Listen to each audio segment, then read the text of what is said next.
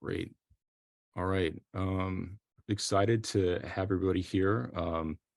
We're doing a roundtable discussion with video game writers and directors, Graham McNeill, Iesh Thapar, and Jennifer Estaris. I'd like to show a brief video before we get started so you all are kind of familiar with what some of their work, and then we'll get into the discussion. When I was a kid, me and my sister, we played a game where we pretended to chase monsters away.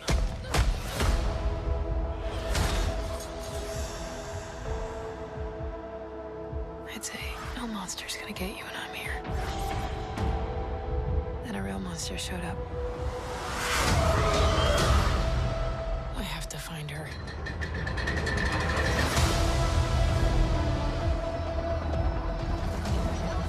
The world's growing smaller every day. Up there on the surface, the topsiders are leaving the undercity further behind. I believe I've discovered something incredible. A way to harness magic through science. You don't understand what's at stake. Power doesn't come to those who are born strongest. It comes to those who will do anything to achieve it.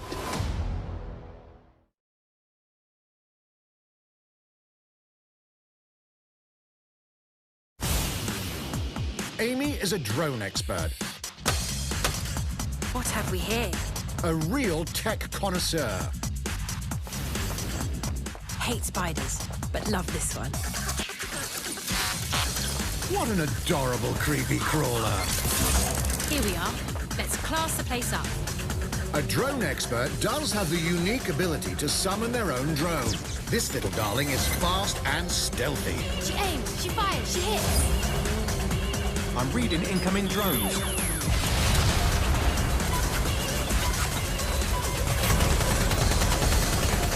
She can also hack enemy drones, turning the tide in her favor.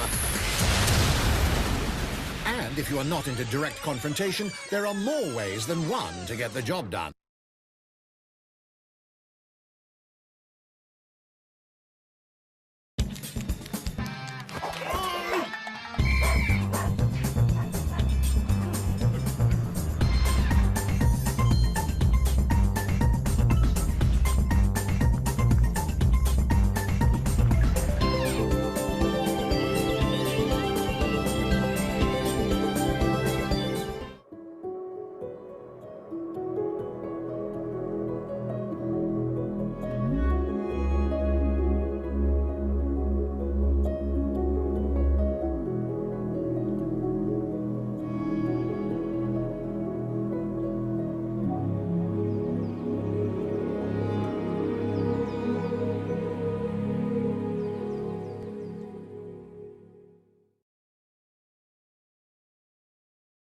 The variety is incredible. Uh,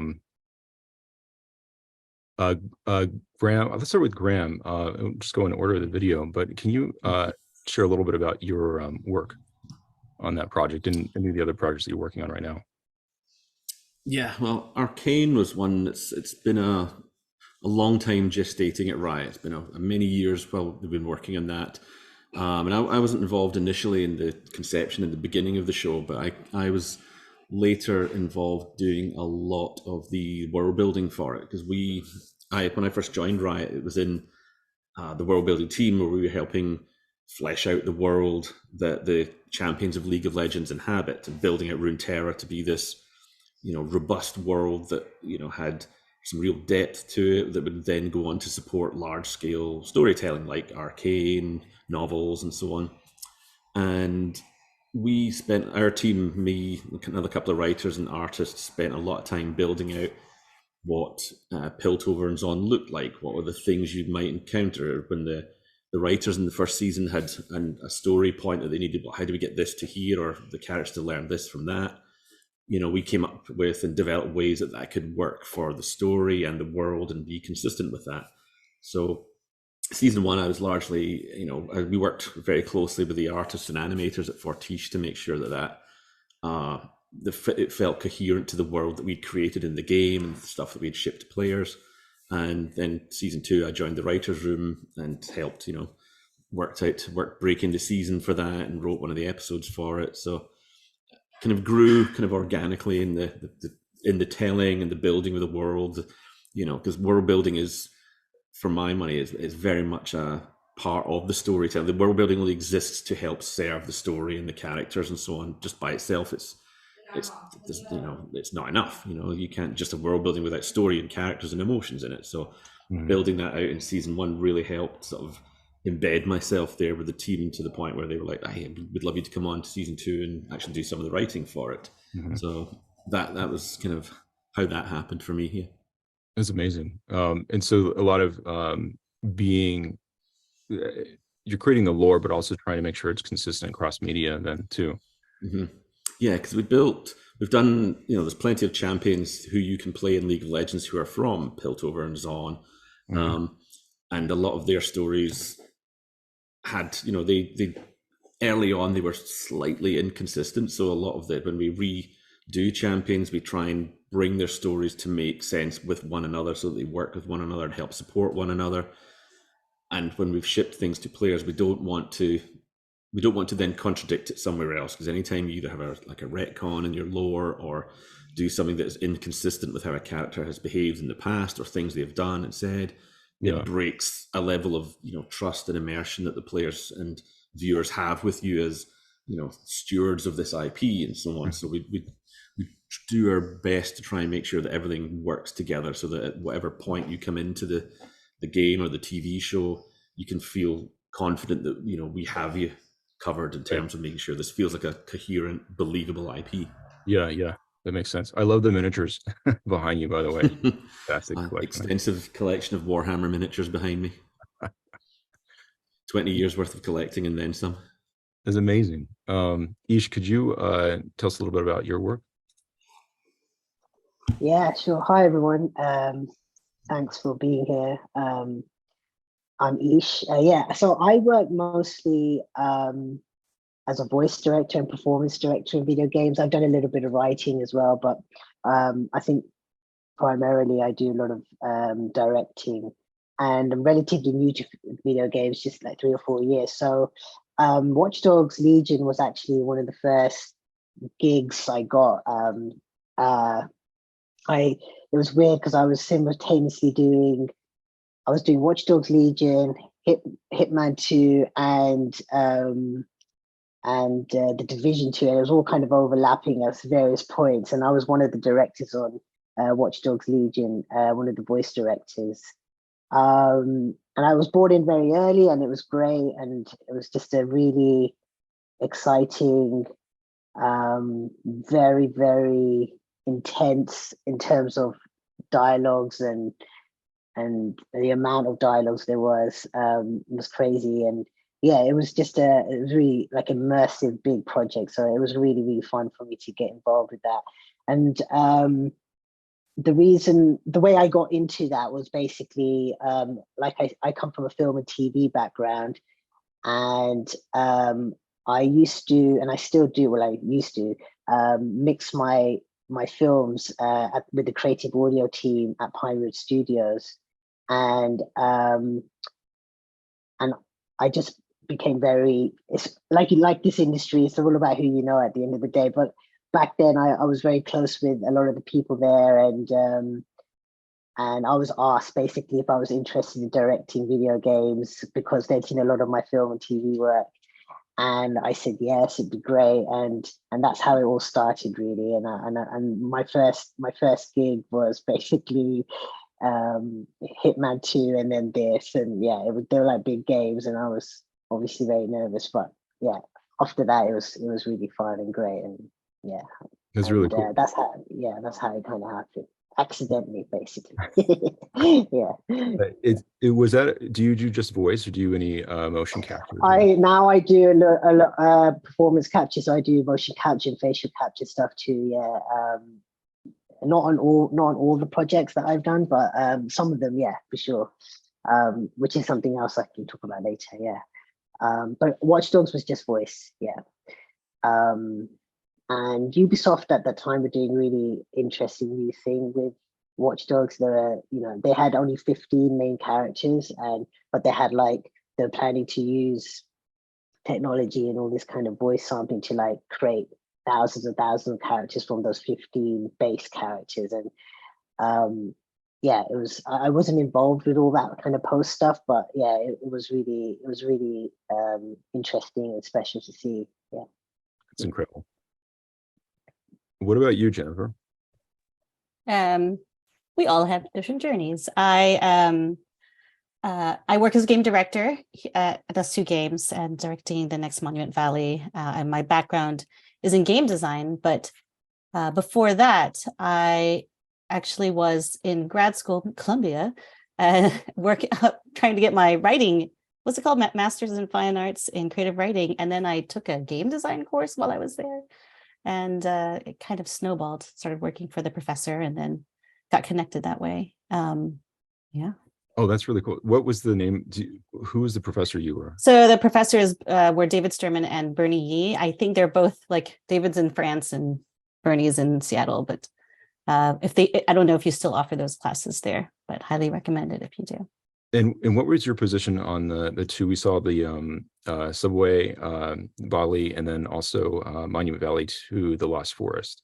Yes, so Subway Surfers goes to a different world location every month. So Bali was just one of them. Back then I was working at Cybo, which is in Copenhagen, working on both, working as both the game director and then before that, the game designer. And now at S2 Games working as the game director. And is that the same thing as what Iesh does with voice directing, or is it? Yeah, it's a bit different. So I suppose you could look at it as something similar to a film or television director. It's a bit of both the commercial and the creative aspect. I'm both the creative director as well as the product manager or the product lead. My team is about almost 20 people now, and different disciplines all working together. Programming, art, design, production, QA, etc., and all working together to make a beautiful game. And it is beautiful. I played through Monument Valley 2 before we had a chance to talk. Oh, fantastic. And even before this was on the calendar, and it's just incredible. And I knew when we showed the trailer for Lost Forest, it's I don't think there's anything that can follow up to this tonally, so it has to go last. The video.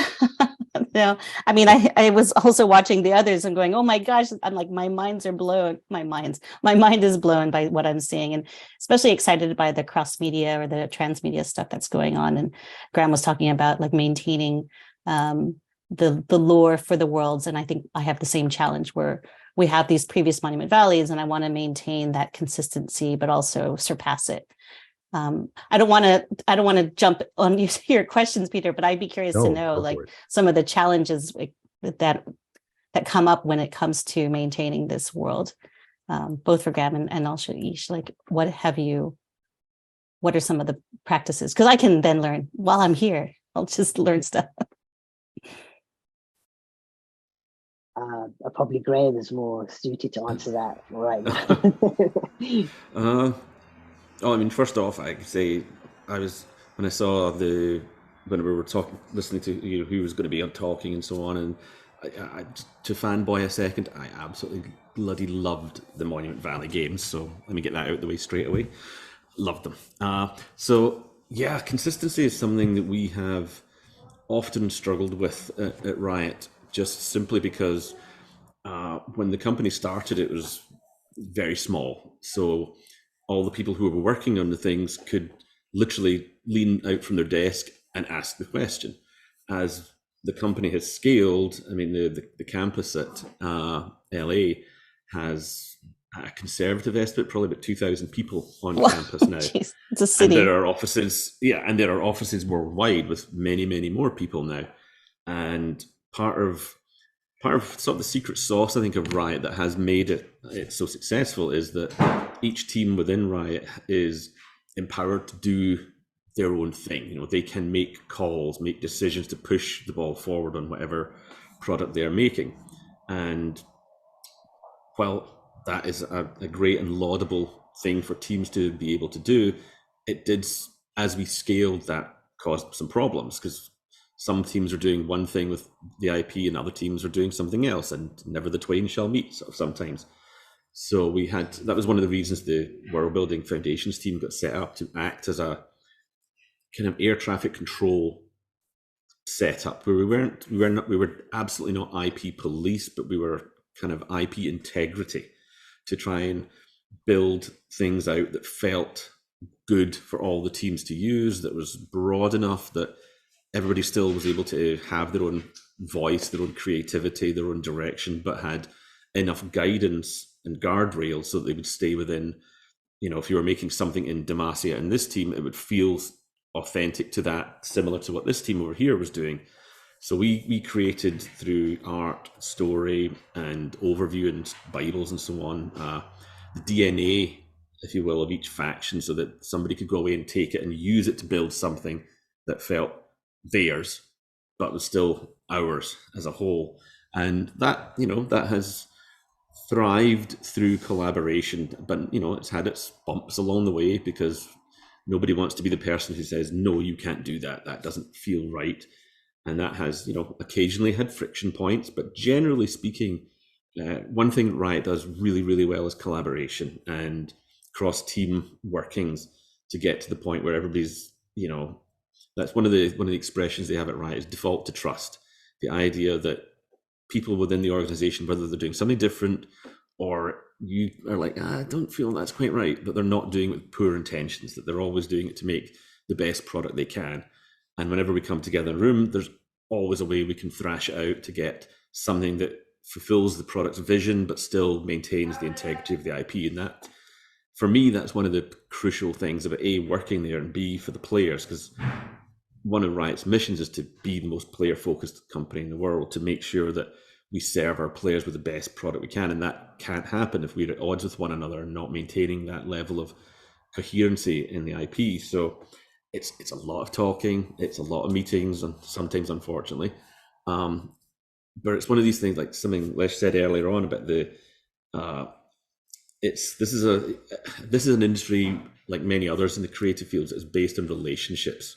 It's the good version of who kind of thing, like having established authentic relationships with other team members, other workers, and so on, and really makes a difference. And that really helps you manage the IP, because that people are coming to this with the right intentions for it. But it's a lot of collaboration, a lot of talking, and a lot of sharing early in the creative process, to make sure that you're not fait accompli surprising people, saying, here's this huge IP and character we've made, and they're like, well, wait, that doesn't match with what we're doing. But if we'd come a month earlier, we could have worked together to build this thing. So, as I'm sure we'll all say at some point in this discussion, having your creative people involved as early as possible is crucial to making a shared IP that works, where everybody's included, their voices are heard, and you make sure that you're building the best thing you can by getting everybody involved at the right time. Yeah, plus 1,000 to that. I wanted to make a mention about the collaborative aspect, which I'm assuming it's similar in the writers' rooms in television and film, where people are talking all the time. The meeting culture is ridiculous here, but I keep thinking about how lucky I am to be in these conversations, where I think, for one example, in one of the chapters we're working on, it has a chair in it. And as you see with Monument Valley, you don't normally have the real world objects. You don't normally have these things. So we had a whole discussion on the presence of a chair, and I thought it was both ridiculous and beautiful at the same time. It's that moment when you feel you're living in a sorry. No, carry on. Sorry. Yes, it just reminds me of episodes of Mythic Quest or early Silicon Valley, when we want to introduce an axe into the game or a shovel into the game, and suddenly it's 10 meetings of what the axe the thing should look like and how does it work. And yes, but these are the kind of discussions you need to have. Yeah. I was just going to jump off the point of this whole thing of collaboration and what Graham said about having just getting information out early and having those discussions as soon as possible. Oftentimes, from my point of view, where I sit as a voice director, you're not always provided with all the possible, reference materials. It's not possible just because of NDA stuff and stuff like this. So the games that I've worked on where I get to talk to, the creators at the studio early and talk about, get some reference materials like, character bios pictures, some kind of, casting, any information that is shared early always invariably makes the performance and the sessions go way better. And it's all again about communication, collaboration, and just sharing as much as possible. It's always great. Yeah, from my point of view anyway, from someone who's usually outside of the studio and just waiting for materials. Yeah. That's really insightful. I'm also struck because all of you come from, or at least have experience in fields that are more linear in terms of the art narrative form. So, Jennifer studying fiction, Graham, I know you have an extensive prose fiction experience, and Iesh having gone through the same film program both of us went through at Columbia. How does that compare to writing or working in game narrative where it's really player driven and a player can choose sort of branching paths or directions? How do you create narrative for that that's still fulfilling, but it still allows for the freedom of the player? I mean, I like to think of it as I'm creating the stage for the players to play in, or the playground for the players to play in. And all of that is, like Graham was talking about, world building. That is a lot of world building. There is a lot of linear narrative as well, and some intentional beats and some curated moments and places where we guide players towards something. But yeah, that's the most exciting areas, the emergent behavior and emergent gameplay that can come out of games, interactive media. Yeah, I mean, like you say, I mean, prior to coming to games, my primary experience of writing is novels. I mean, I've written a lot of novels, comics, short stories and stuff, and it was through that I sort of took my first sort of faltering Bambi-like steps into game design and writing for games and so on. Certainly with a lot of the games thus far that Riot does, the narrative of the actual game is not real. League of Legends is not a game driven by narrative. It's a competitive 5v5 MOBA game. So the story of the game is not anything we at Riot create. We create the champions who have their own stories and so on. And it's very much a game where the players create the story over the course of the game. By playing it, they create the moments that they will talk about for years after. This amazing moment when my Blitzcrank ganked your misfortune in the jungle and we got to your base, and then it was a 5v5 and I got a pentakill, and they are the procedural storytellers in League of Legends. And same with games like Valorant or Legends of Runeterra. The players craft the story in that. So I haven't had to really deal much with emergent narratives and player directed ones, because they create it themselves in the course of the game. Because when you're like a novelist, essentially, as you create the story, you are God of all you survey. Everything, the world, the characters is as you create them. You have complete control over everything. And then you run into your editor and suddenly it's like, oh, actually, maybe I wasn't actually as omnipotent as I thought, because there are things that need to change and so on. Again, collaboration, because a good editor-writer relationship is crucial for fiction and succeeding. So in terms of games, it's not something I've had to really deal with a huge amount. So I think probably, I think Jennifer's probably got a better handle on that than I do at the moment.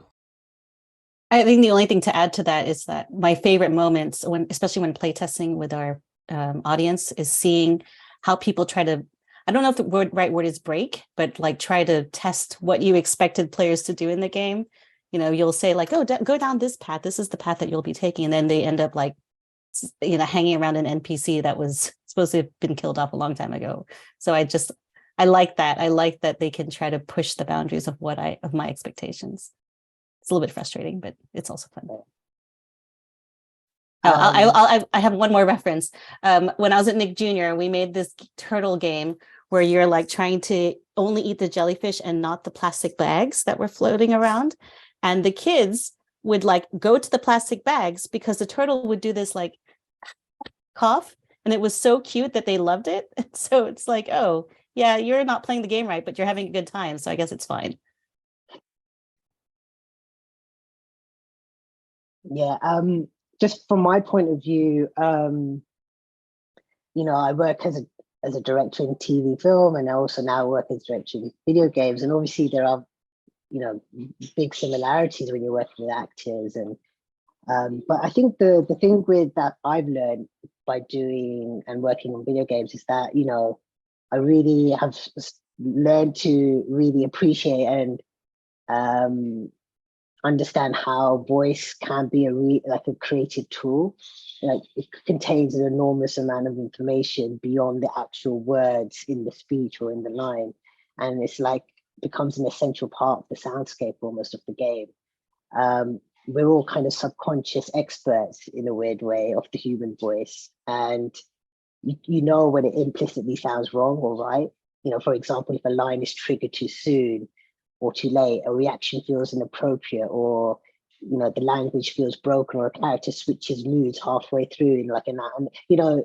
So these are like becoming really sensitive to voice provides as like gives me like and provides a bounty of creative opportunities. And obviously you do it in film directing as well, where you're working on character backstory, context, but with video games you're also really concentrating on accent and register, idiolect, mannerism, because it speaks volumes about the character.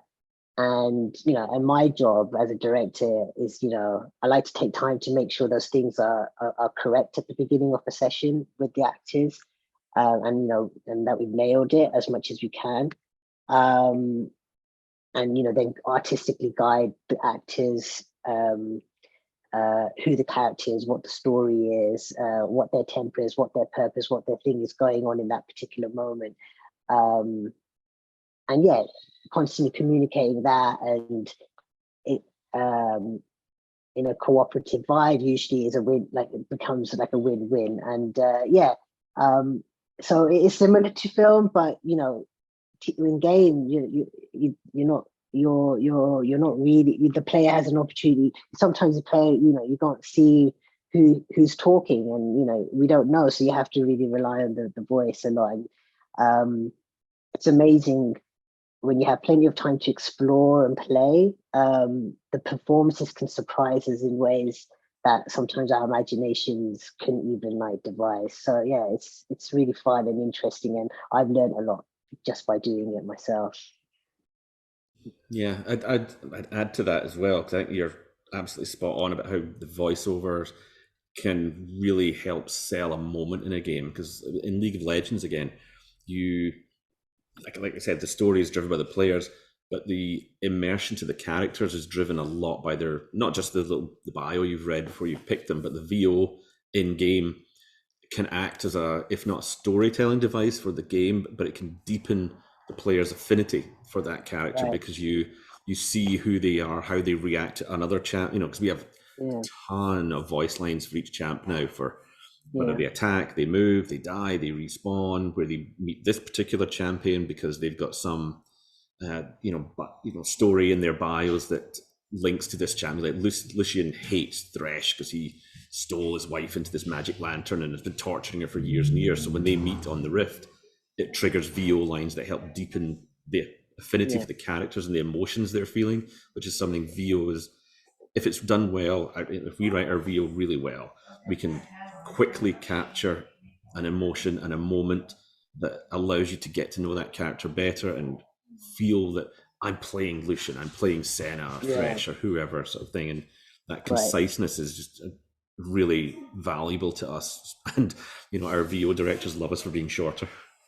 Yeah, absolutely. Yeah, like you said, powerful and intensely psychological tool. And when it's used effectively, like you said, it can really shape and steer the way a player feels. And that's like the key, I think. because this game is an immersive thing, and it's all about putting the tools in the player's hands, really. Yeah. See, I'd be interested in asking Jennifer there, but in a game like Monument Valley, where you have no VO, how you go about conveying that emotion to the player and that sense of storytelling when you don't have that tool to use. Yeah, not only no VO, but actually no faces. So, I mean, I think there's some things you can do with like little bits of animation, but for the most part, we like to think of it as the environment being able to convey the emotions, the architecture conveying the emotions, which is all exciting, but also very challenging. But I think just as with art, how do you convey an emotion in abstract art? And that's with the brushstrokes and the colors that you use, the palette you use. And I think it's all at our disposal. And what I do love about VO in games is that you can even do so much with just so little.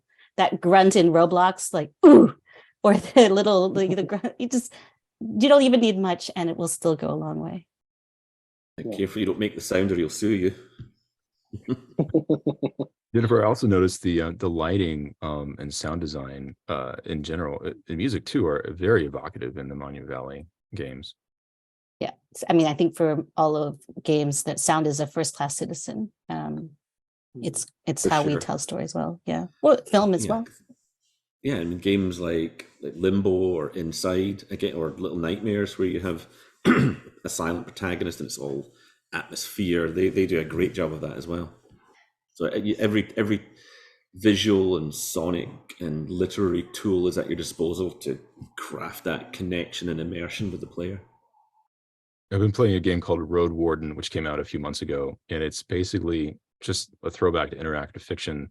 But the sound design and the music are so good. I think as far as a gaming experience go, I haven't felt so connected to an emotional journey than playing that recently. But I think so much of it is because it's so intentional in terms of the way that music and everything is shaped and the graphics, and it just sort of reminds me the work that you all are doing is with so much that you can do in a video game and like create and make it look and sound like, it seems like there's much more responsibility for specificity for the player and for creating the tone that you're looking for. Yeah, I mean, there's a game I played recently with my youngest called by Hero Beat Studios called Endling, where you play like the last mother fox on Earth in a sort of post-climate emergency world, and you've got to try and keep the fox cubs alive and explore the world. And again, sound design, environment, because again, there's no, you're the fox, there's no VO on it. The characters don't speak, but the background environment art does a lot of the heavy lifting and storytelling for you. The visions that the fox gets from the scents, the music, it's tremendous, to the point of, I was up at our local Starbucks working away, and I had the soundtrack to Endling on, and I realized, I was like, what's going on here? And I was just literally bawling my eyes out because the music just brought me back to the moments that I had in the game. And it's a nice reminder of just how every piece of the puzzle works to bring the whole to life.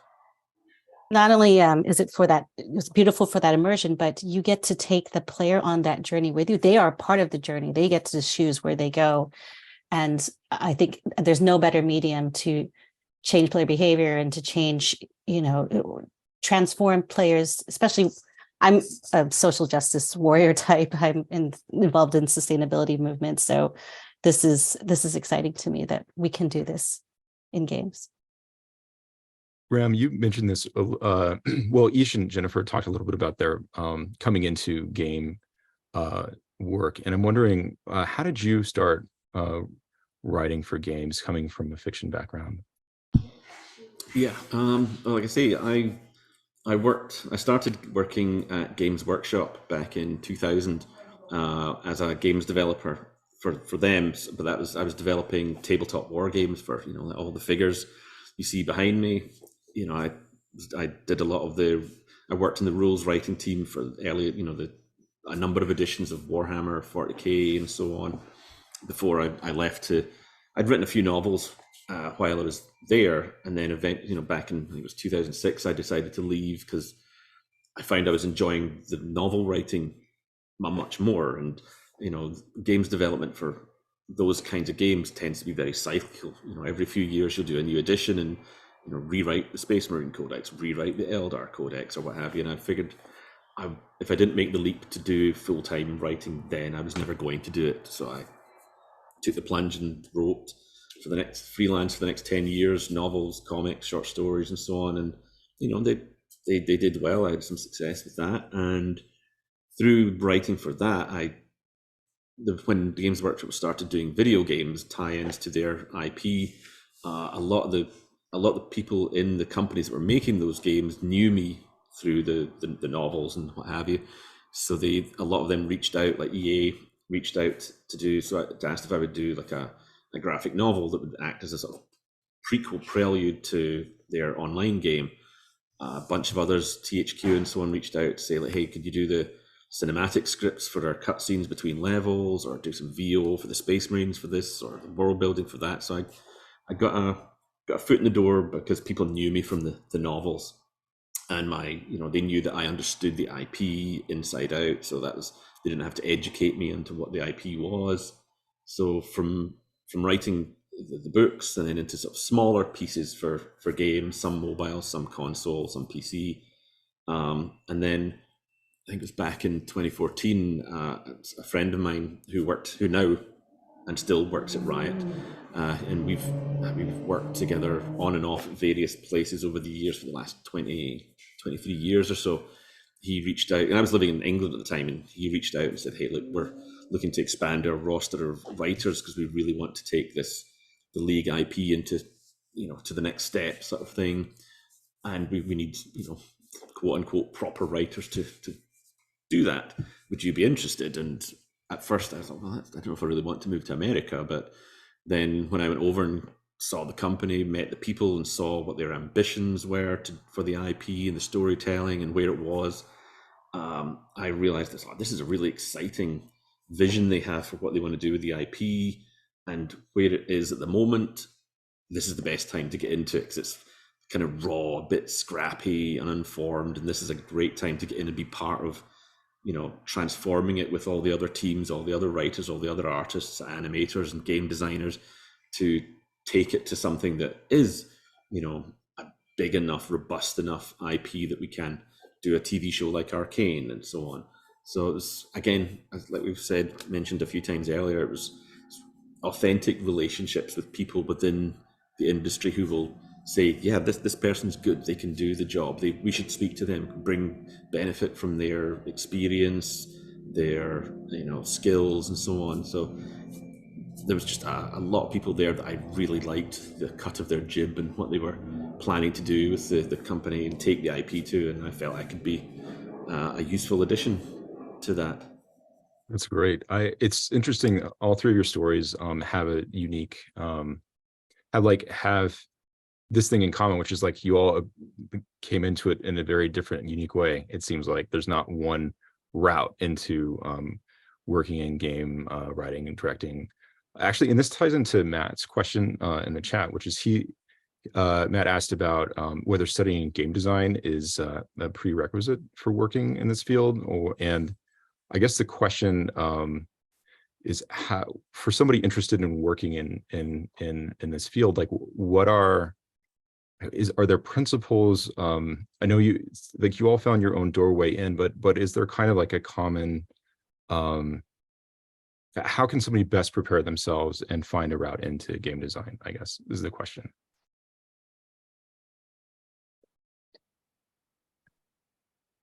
So when you say, how can you prepare yourself for game design or even just game development in general, play a lot of games, get game literate, and also, given all the transmedia stuff, but just in general, do a lot of other types of entertainment. But for me, I thought it was important for me to make games.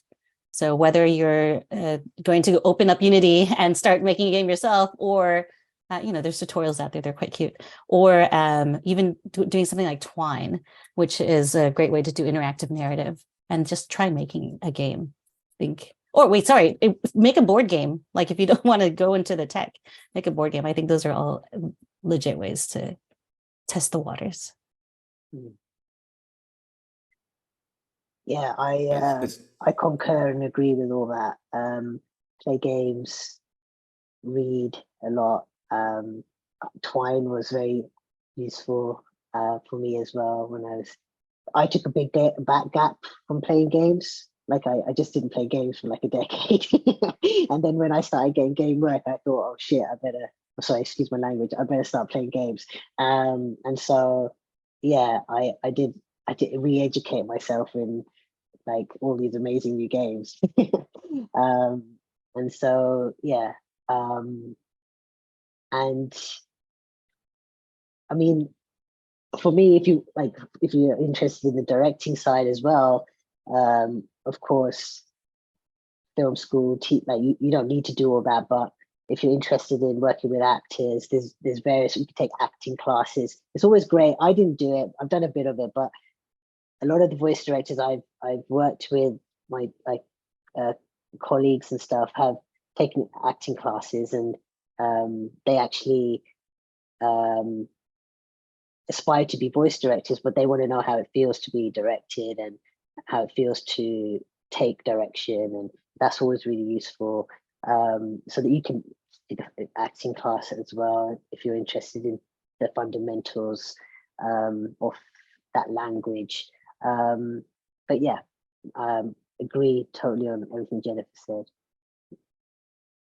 Yeah, so, I mean, there is no one size fits all answer to that question, because I mean, looking at our team at Riot, you know, every single one of us had a different route to where we are. You know, one of them was a sign writer. Some of them went to film school. Some of them got their degrees in creative writing. Some of them did games design courses. Others just did it themselves. You know, like Jennifer said, cracked open Unity and did it. You know, built a test level. Like I say, I've done I did a couple of lectures back in Nottingham at Nottingham Trent Uni to the I think it was the MFA class 16 or whatever it was, and I was like, I'm probably the worst person you could have had to do this talk, because I've never done any writing courses, I've never done any classes, and I'm coming to talk to this class in their final year about all the things you should do, and it's like, you're doing more to do this than I ever have. But I suspect a lot of us here, I learned by doing. You know, I just cracked open a typewriter when I was like 14 and said naively, I'm going to write a book, and then just bashed away in the keyboards and created, you know, tens of thousands of words of garbage. But that was me learning. That was my 10,000 hours. I was putting in my time to learn what I'm good at, what I'm not good at, what I should work on, what people are responding to, what they hate, what they love, and figuring out how to do the thing by reading a lot and picking apart all the things I liked. So that, you know, finding a game that you like and figuring out why you like it. These are good tutorials you can do for yourself. Looking at games that you don't like, you know, why is it not good? Why am I not responding to this? And same with like reading scripts, reading novels, trying to figure out what it is that's working for you, what's not working for you, how the author, screenwriter achieved this effect that made me feel that, or what the game did and how they got under my skin, that I hated that character and I loved this character and I was crying by the end of it, or whatever it is. Just, you know, the best teacher is always doing the thing. And that taught me a lot, and I've learned a lot from being like in writers' rooms. A lot of times when I was first in them, I just shut up. I didn't say a lot. I pitched ideas and so on, but I just kind of watched the room and how people behaved in it, for good and ill, learning a lot about what the showrunner was looking for, what the other house stories were being pitched, and so on. So listening a lot from people, you know, surround yourself with people who are really good at what they do and learn from them, and do it yourself over and over again. Yeah, that's great. I guess the kind of on the other side of the coin of this question, as somebody coming from with a more of a film background or experience, I found that most of the work tends to be project by project. I'm not checking in for a 9 to 5 job somewhere. Uh, and it seemed, I guess, from an outsider looking in, is the work and just like making a living in video game writing and directing, is it a project by project, or are you hired on as a salaried employee with the company? How does that look exactly? I'm on as a salaried employee. The only times I haven't been was when I was doing my running my own studio. But I like the stability. I have a family, and I also, working at S2 Games is wonderful because it's a B Corp. It's a company that's quite values driven, and usually those are small indie places that are either aren't as stable, or they aren't able to support someone like me. But S2 is quite special in that regard. So find that company and go chase it down. Yeah, I mean, I'm the same. I'm a salaried employee, and when Riot hires, they hire people to be an artist, a writer. It's not like you're just hired for this particular game. Though we do have, contract workers who, if we don't have a particular person to fill a role right now, we can bring them in to help us. And very often they transition into full-time employees because they're generally very good at what they do, and if they align with the company's values and so on, then we do our level best to bring them on, because if they're good, we want them. And it's because we're an ongoing live services games driven company, it's generally not for a game and then you're let go into the wild sort of thing. We tend to hire people because they're good and we want them for this game and the next game and the next game. Yeah. I'm the opposite. I'm predominantly freelancer, so I work on a contract-based, game by game, project by project basis mostly, and I have done the flip side too, where I was working at a studio for over a year on a longer contract, which felt like just being a salaried employee almost, but predominantly that was for a writing gig, but predominantly I come on board as a freelancer. So yeah, it's a project by project basis. Yeah, and sometimes I'll be directing 2-3 games simultaneously in that sense sometimes, but the last year has been just one game pretty much because it's been quite fast. How much? Oh, sorry. But to your point, Peter, I've had to move around a lot, working at different companies. Like I'm from the US, but I live in London now, and I think we were talking about. I think Graham was mentioning how be prepared to live the nomadic life if you want to go into games, and maybe things are changed now. But I actually like it. I enjoy it, and it's a fun adventure. Yeah. Yeah. Iesh, when you're doing, actually, yeah, are you working in person with the actors during the voice directing and performance capture? Performance capture, yes. It's hard to do that remotely. So often I fly to London, or because a lot of my work is coming from London at the moment.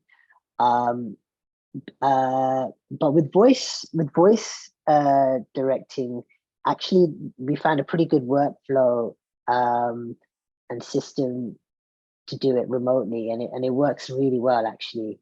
So I can do that remotely with the actors at the studio. So for example, doing a lot of work with Molyneux in London at the moment on a game, and I patch in and I can see the studio, I can see the actors, and I am able to direct from here in Austin, which is kind of crazy.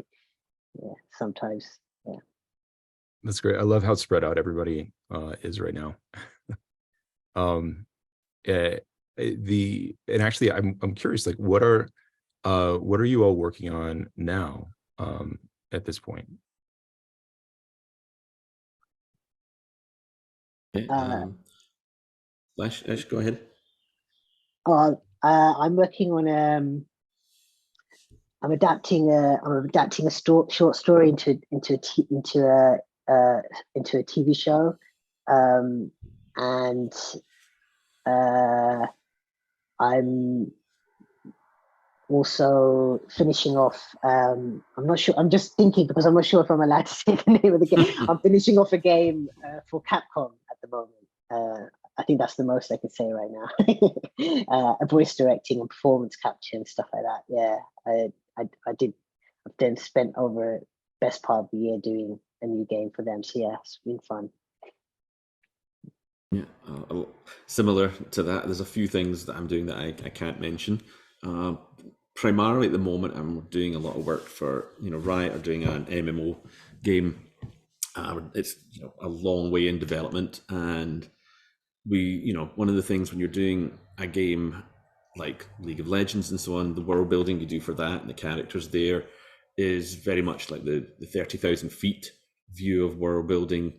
But when you're doing an MMO and your character is literally walking through the world and meeting everybody and seeing everything at ground level at a very granular level, we very quickly came to the realization that actually we're going to have to do a ton more world building for this. So that's taking up the bulk of my time, helping flesh out the world to the level of detail that you need for an MMO. Oh, I want to play. I can't wait. Such a huge MMO fan. I'm working on the next Monument Valley, and like everyone else, I can't say much about it. What I can talk about is I'm quite active in this organization called Playing for the Planet, which is a UN-backed organization that Ubisoft is a part of, as well as Microsoft and tons of others. Not Riot, but maybe soon, hopefully, where we are trying to get studios to reduce their carbon emissions, but also added more green activations into our games. Monument Valley 2 is The Lost Forest is an example. The Lost Forest is an example of this, and a lot of other games are doing this. So please consider doing this in your games and other activities. Yeah, actually, Jennifer, can you talk a little more about how that was incorporated into Lost Forest and how, what are the goals of Monument Valley 3 in terms of, I don't know, can you, I guess, share a little more about that? Because I think it's fascinating. I can't share much about Monument Valley 3 other than the fact that if you know who I am, I'm just basically putting myself in that game. So all the values and themes that I'm pushing nowadays, both from my activities as in Extinction Rebellion and in the Game Dev Rebellion, which we're starting up, but also in just the values that we can put into our games and be responsible game designers. This is what my big thing for the next year or two. And with Lost Forest, there was a component of that was interacting with an organization, right? In terms of real world work. Is that yes? True? So the great thing about being a part of Playing for the Planet is that every year we're trying to work towards a big goal. Last year, when we had Lost Forest, it was towards reforestation and tree planting. And then this year, the Green Game Jam, that's part of the Playing for the Planet organization, was focused on wildlife. So they were all focused on making activations in all these different games that was about protecting wildlife. So it's a nice challenge that we get to do and work together towards, because we're usually such a competitive industry with each other. So it's nice to be able to collaborate between studios. That's fascinating. Yeah, I'm also curious too, because I realize we have a very diverse panel in terms of everybody's the games being presented, as well as the people who are working on them. And I was curious a little bit about how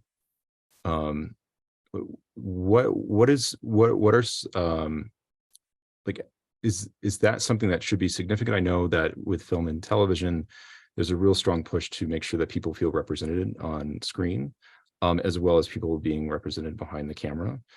Is there a similar focus in video game design for that, or in what kind of work is happening toward that direction, if so? Yeah, I think DEI is a big one in the studios nowadays. I know for us two games is a B Corp, so we do that quite a bit. My team is mostly underrepresented cultures, which is exciting to me. But historically, it's been quite white male, which for better or for worse. But I think that's all of entertainment industry, and it's changing. And I'm looking forward to seeing how that all gets incorporated. Yeah, I mean, like I say, if I sit at the very epicenter of all the privileged circles in games dev, and with Riot, we are definitely making inroads and trying to be better at making sure that everybody who comes to play our games can find themselves somewhere in it. There's a champion that they will love to play that represents their values or looks like them or speaks like them or has some part of the fantasy of that character that they can relate to and want to be part of. So we're doing what we can to make sure that everybody feels that there's something for them in our game. And there's like in everything, it's a work in progress. There's plenty of work yet to be done, but we are making sure that we're doing what we can. Yes. Yeah, I think there's definitely a conscious effort to make representation a priority, and affirming, it just helps to make the game better. It affirms a sense of identity, makes us feel like we belong. It's an essential element of feeling confident, and representation in film, TV, games, all kind of entertainment mediums, visual mediums. This is important all across the board. So from a director's point of view and a writer, I am seeing it a lot more, and I'm glad for it. I think it's well needed. And also, a lot of the stuff I do a lot of casting as well. So before even sessions begin and voice recording sessions begin, I'm fortunately sometimes I'm brought on to do a lot of the casting, and I could see I could just see in the casting process that representation and making sure the right actor is getting the right role is happening, so definitely something that's going in the right direction, I think.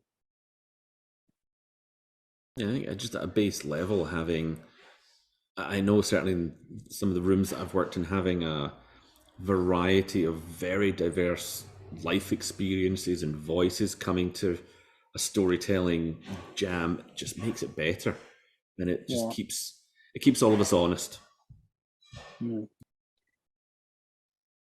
Yeah, it seems in film and television too, strictly from like just a profit perspective too, that also usually helps the company's bottom line too, just because you're bringing in more people who will want to experience and find themselves and advocate for the product. It's hard because a lot of the industry is built on who you know, and it also it's developed by the people, the connections you make, and even for me as an underrepresented person in the industry, I still have to actively reach out and to help other people that haven't had much advantage get a leg up. And so there are a lot of organizations out there for that, like Code Coven or Into Games and Blacks in Gaming. And it's just being conscious about those communities and also joining those communities if you're a part of those cultures, and they are there to support. That's really cool. In speaking of like forward direction, do you all have any like thoughts about where the game industry is going, like where it might find itself 5 years from now? I know so much is changing, especially with like AI and ChatGPT and stuff. Even from like just strictly like a film writer perspective, there's sort of a question of like, are we gonna still be writing our scripts, or is it gonna be written by somebody else? How is that playing out in the game industry? I'm actually particularly curious regarding VO too, because I was just watching a video where they had used, I forget, one of the systems to create VO for World of Warcraft, and they would just read all the text out loud, and it was actually not bad. Does it scare you in any way? Wasn't that great, but it was not bad. Oh yeah, I mean, all of anything to do with AI scares me. I'm like terrified. Yeah, I honestly don't know.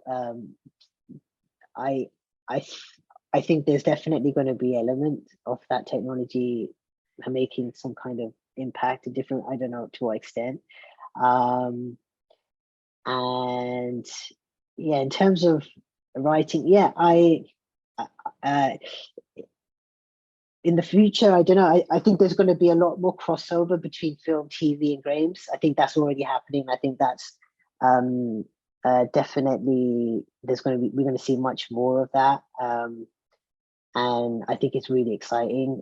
And I think Graham was speaking about that at the beginning a little bit. You know, the different platforms and mediums that the game can exist in is pretty exciting and great. And I think there's just going to be a lot more, you know, just crossover.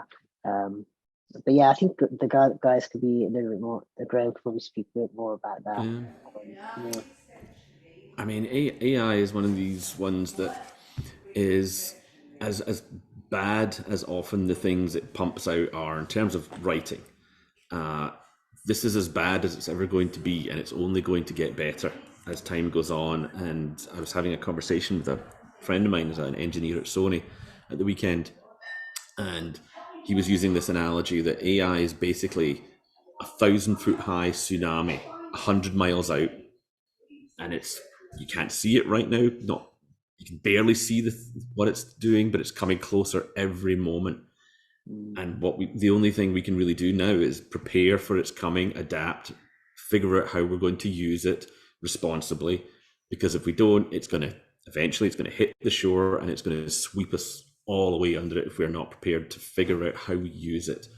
I don't think it's at the moment. Certainly for myself, I'm not worried about AI is going to take my job sort of thing, because AI doesn't have the capabilities yet, but it will. Eventually it will come to the point where if you put a book or something in front of somebody and they read it and go, I bloody love that, and then you tell them it was AI, they'd be, what, really? But you have to then wonder, like, does the end consumer, do they care?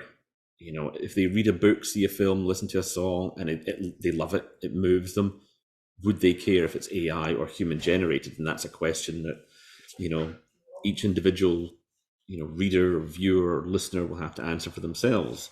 And the biggest fear I have of AI is not that it will do our jobs better, it's that people higher up the food chain than us will decide it's far cheaper and more efficient to use it than us, and we will then have a wave of substandard stuff that a few people will be picked to polish and make better and put out, and suddenly thousands of artists and writers and VO people are suddenly, oh, well, there's no job for me. And this is a thing, AI is the latest version of the printing press, the spinning jenny, the steam engine sort of thing. And I don't know, I have no idea how this is going to play, because in 5 years AI will be unrecognizable from what we know of it today, and technology will be unrecognizable in games. So to make, you can make educated guesses, but at the end of the day, that's all they're going to be, because who knows what the technology or the drivers from the players are going to be. I think like esports is going to be a huge thing, and it's only growing in terms of gaming. The online MMO type community, social gaming, is going to be a huge thing. How that is affected by AI in terms of, camera moves through cutscenes, through VO delivered, I don't know how that's going to go, but it will play a part. There's no question of that. It's just how we, the industry, and the players react to it, and how they embrace or don't embrace it is, finger in the wind. Who really knows at this point?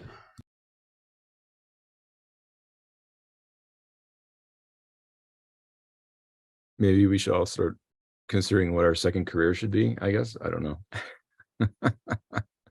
Like I say, I'm not, at this point, naive as it may be, I'm not, at the age I am, the place I have in the industry, I'm not hugely worried about it. But the generation of games developers, writers, artists coming after us, like my kids and people coming after them, it's going to be absolutely ubiquitous. Whatever they do, wherever they are, it's going to be part of either the tool set you'll need to learn to write and be part of going forward. And that's, for me, that's the scariest part of AI. It's not how it's going to affect me, it's how it's going to affect like juniors in the industry, people coming up. Yeah. That's I think they're the people who are going to feel the biggest impacts of it, in the same way that, like Jennifer's talking about, the climate crisis and environmental activism. It's the people coming after us are the ones who are going to be affected by it the most. So it kind of behooves us to do what we can to prepare better the people coming after us with ladders to pull them up to be part of the conversation. What would you say are some of those things? Like, what are ways to prepare the people coming up? How does that look, I guess? Prepare for the evil takeover of by the robot overlords, or exactly, prepare for the future in general? Yeah, I guess. I mean, stay abreast of trends. Try them out. I try not to use ChatGPT too much because I know of the impact environmentally, but also I used it recently to do some research. I wanted to do some market research and it was really boring. So I used it and it was 50% accurate. Yeah, I think that's all you can do. Try to figure out how to be not smarter, but at least savvier and more creative with it. Use it as a tool.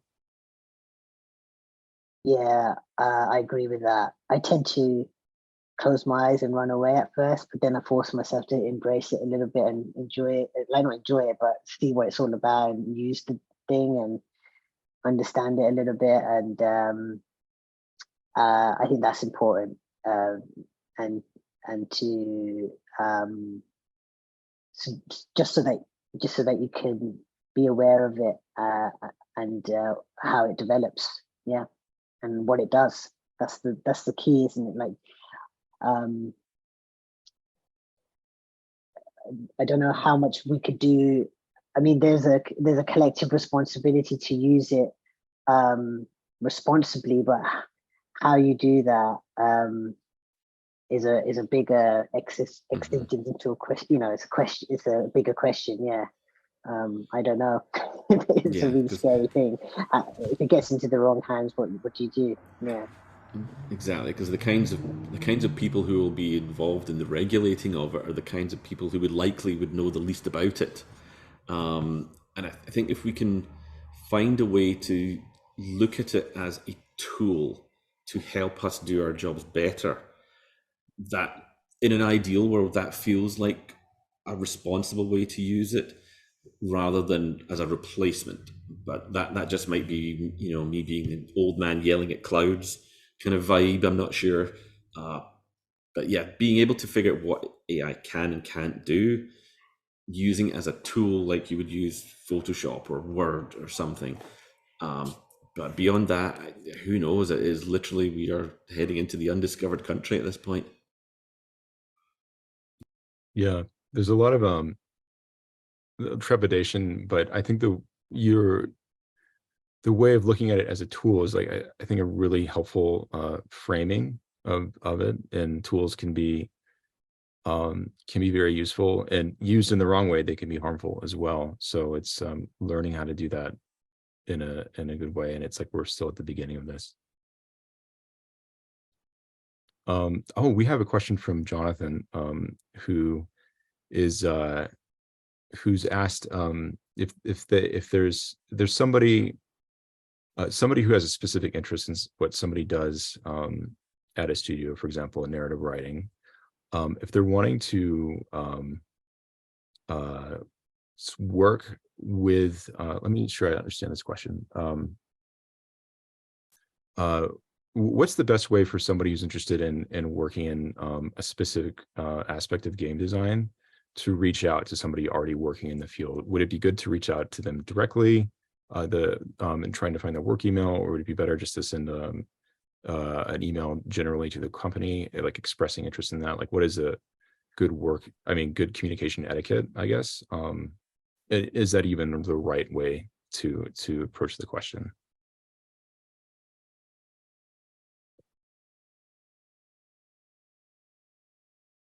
I mean, mean, I've had all sorts of. I've had messages through LinkedIn, through Twitter. If I've been at a convention or an event, I've had people come up and talk to me about it and so on. And for me, certainly, when people have talked to me about writing and careers in writing, whether at Riot or elsewhere, again, much the same way we mentioned earlier, it's like, do the thing you want to be part of, and build a portfolio of it, show interest in the person you're talking to's work, and understand what they have done, the worlds they work in, that sort of thing, and just be make your approach in I don't know how else to say it other than like, don't be a dick.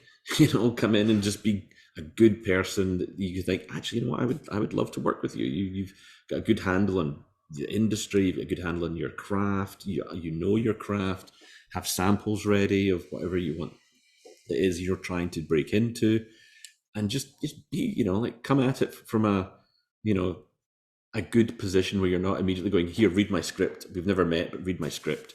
You're just, again, establish these authentic relationships, because the amount of people I have spoken to who have come into the industry or met people and done that, it's always because I knew him and I've known her for years and we've collaborated on this. And it's always a bit of a chicken and egg scenario, but just be a good person who's good to work with, have good samples, and be determined, not necessarily, in the sense of I keep coming at your door every 5 minutes sort of thing, but be determined for having probably a lot of doors shut in your face. Keep going, be determined, because, being resilient is one of the best skills you can develop in video game and narrative work, is because you're going to have a lot of no's before you get that one yes that is the one that opens the main door for you. What is a good example of what a sample might look like for somebody who's wanting to get into writing for gaming? Well, for things that I've looked at has been like a lot of VO lines, because for the majority of the player-facing stuff that they see in-game is VO. So doing some sample lines for some very different champions might be a good way to say, like, I understand who this champion is. I understand how these kinds of lines would work in a game. Doing some, like a bio of a champion, a short story, like a little 1,000-word piece on this champion. Again, I know this world. I know how this character would behave, what their voice is, their, tonally, does the writing you've done match what we would be publishing for this game, and so on. And original stuff as well, not just because you're very limiting if you just keep it. I have only given you League of Legends samples, say, for example. Maybe show me some of your original fiction, and a variety, because as writing of video games can be prose, it can be bio, it can be copy text, it can be scripts, it can be cinematics, whatever. Having a bunch of arrows in your quiver is very, very useful, because the work you do from day to day can be very different from Monday to Tuesday to Friday to the next Monday. So showing that you are versatile and adaptable is also a really handy skill to have in terms of your writing as well as your personality. Yeah, similar to what he was saying. We also, I've worked in studios, but also at this studio where we do writing tests. So ideally, I think we're moving towards more paid writing tests, but even so, that's a good way for you to stretch your brain muscles and try something out in a genre, or maybe in a form that you haven't done before. Yeah. For me, like some of the work that I've gotten is come from the most bizarre situations, and like Graham was saying, it's mostly about fostering relationships, but also having a really kind of wide range of samples is very helpful. When I first got a writing job in video games, I hadn't written anything in video games, so I was actually given a job off the back of a film script that I'd written. So and And another job I got from a short film that someone had seen and thought that I wrote in a very similar tone. And that short film was not even a film I had out there at all. It was a film that I made as an exercise at film school. I don't even know how they got hold of it. Like, it was just so strange. And so you just never know what is going to click with someone. And the more, different types of work, or, whatever you do to show that you can tell a story, write dialogue,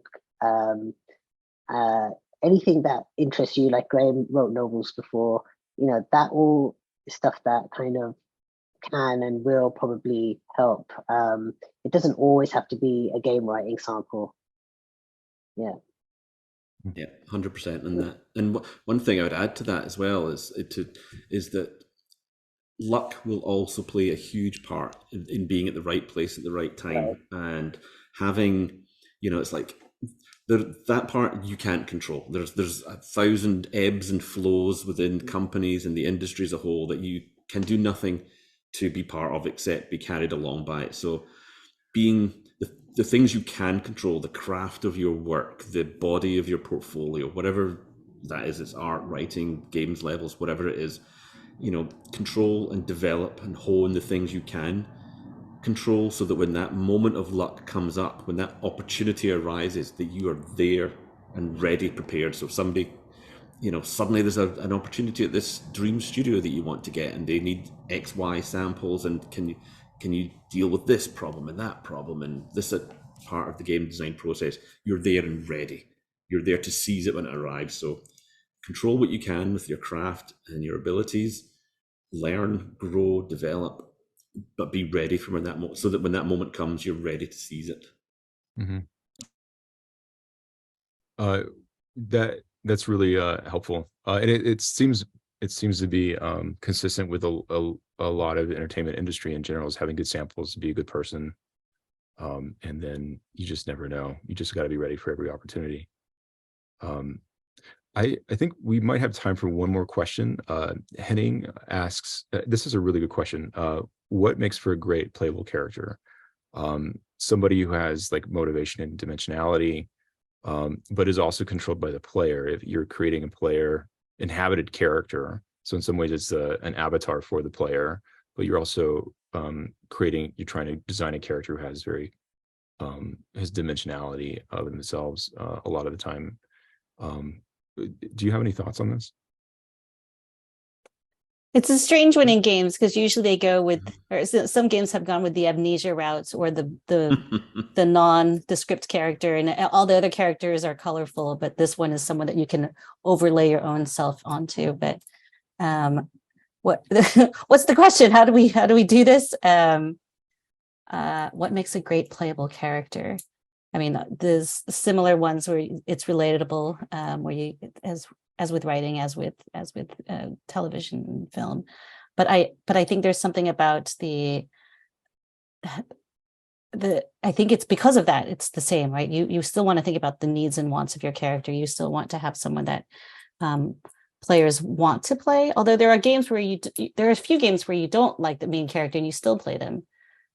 Maybe there's not one route, but I'll look to the other writers in this group to answer that. I mean, I think you're absolutely spot on in how a lot of places approach that character, but I look at if you think something like Kratos from God of War, I think he's a really good example, in the sense of, he is his own character. He's not you. You are controlling Kratos, but it all comes down to the emotional connection that you have with that character, and the journey in certainly the last two God of Wars, when you've got Atreus with you, the journey that he goes on as a father with Atreus in the two games is fantastic. The writing in that game was amazing, and how that relationship in a hack and slash beat 'em up game is really deep. And I think for me, it's that finding that the universality of the emotional journey that they go on, that you don't have to be a father to feel the journey he goes on at all, but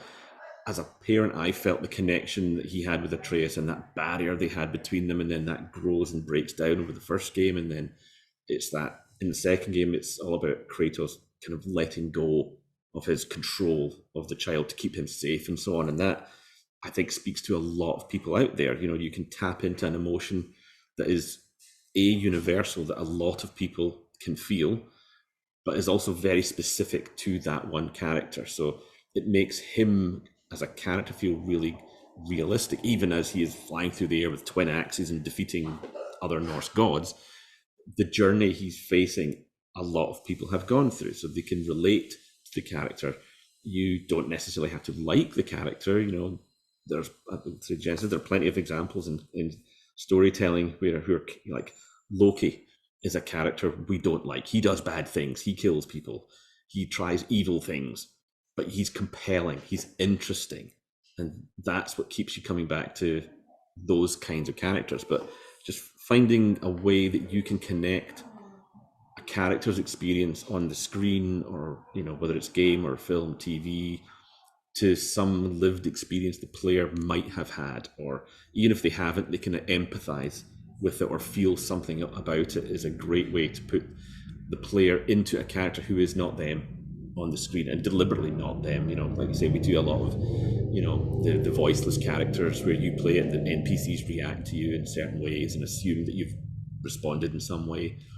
But yeah, just it's like every storytelling, it's provoking an emotional response in a player or a viewer to invest them in the character with their strong wants and needs. And you may not agree with those wants and needs, but you understand that the character has them, and that you are on that journey with them. So just finding a way to tap into a connection, however you manifest that, whether it's what they look like, what they say, or how they say it, or what the emotional journey and the arc that character is going on, is to me the key part of bringing the immersion of the player into that role. Yeah, I totally agree with all of that. You know, in games, you're always definitely trying to balance the contradiction needs of narrative and gameplay, and but the more specific playable character is, for me anyway, the more universal it becomes. And like Graham was saying, it's in the specificity that then you can start to relate, even if it's not directly to your own experiences. Like Graham said again, creates a sense of empathy, and that's when you're invested and you feel the stakes and you're with that character going through the journey. And so yeah, absolutely, totally agree with that. And you know, a large part of our role usually is, especially when you write dialogues, because in games, you know, you're trying to kind of also communicate mechanics and telegraph threats and provide feedback to the player. There's all these other kind of mechanical bits that you have to do, and a large part of our role is to achieve, you know, a tasteful character, or not break the player's immersion and still do that other stuff. So there's always like this kind of balancing thing with right. And so it is hard. I find it hard anyways. And yeah, but I think the specificity is, and the more you know about that character, the more like fleshed out that character is, the better. Yeah. Yeah, I'm also thinking about going back to Jennifer's Monument Valley, and how I think that it's a voiceless character, isometric viewpoint, very kind of distant, but the tone of the surrounding environment and the action that's happening and the way the architecture is reacting to the character, I think even in that experience, I felt very empathetic toward what was happening with the character. And yeah, gameplay is just so interesting in how like it allows the player to inhabit the narrative. And if there's just like some point of connection, I think a lot of times people really want to be in a state of disbelief, or suspension of disbelief rather, and just giving tools and the specificity, as you were saying, Iesh, to provide that. I think that definitely echoes my own experience.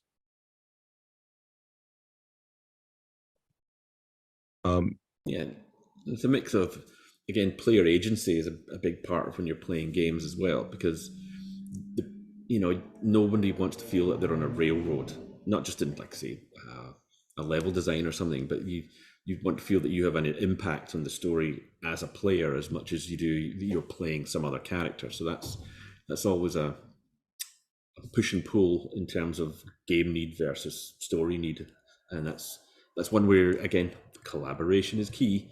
We're working with the game teams themselves on what they need the game to be, what the loop of the game is, working with the stories, and just bringing everything together that works to satisfy the game, the narrative, the visuals, and the experience of the player, and the feeling they get by coming out at the end of it.